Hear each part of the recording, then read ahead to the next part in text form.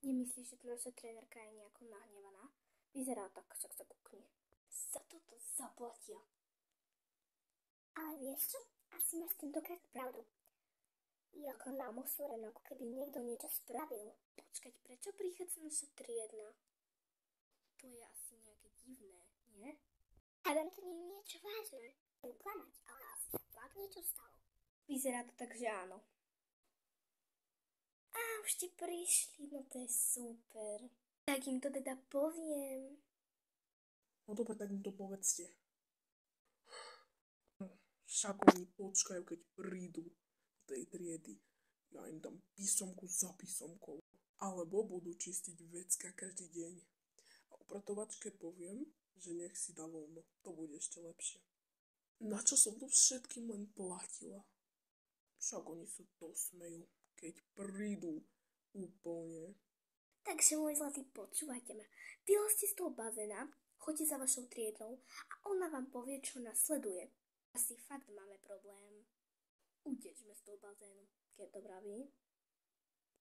Ona volala našej triednej. Volala jej, že my sme pluli do bazéna.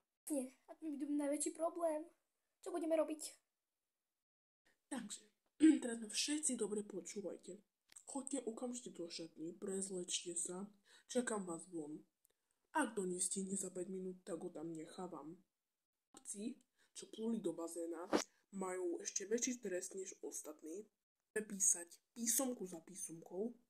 No a potom teda chalani aj niektoré baby budú čistiť vecká namiesto upratovačky. A to, že som niektorým povedala, že ideme na zmrzlinu, už neplatí, máte smolu. Takto, ako ste sa ukázali, tak vás budú považovať celá Žilina. Mám nastavených 5 minút. Kto nestihne, jeho chyba. Môžete ísť. A máme po zábave. Ale veď to si vymyslel predsa ty, nie ja.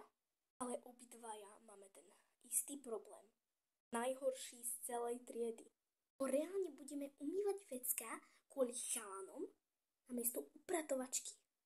Ani nejdeme na zmrzlinu, tak ale to chalani tam plúli, pani učiteľka, my nie. Im dáte trest? Nám nie.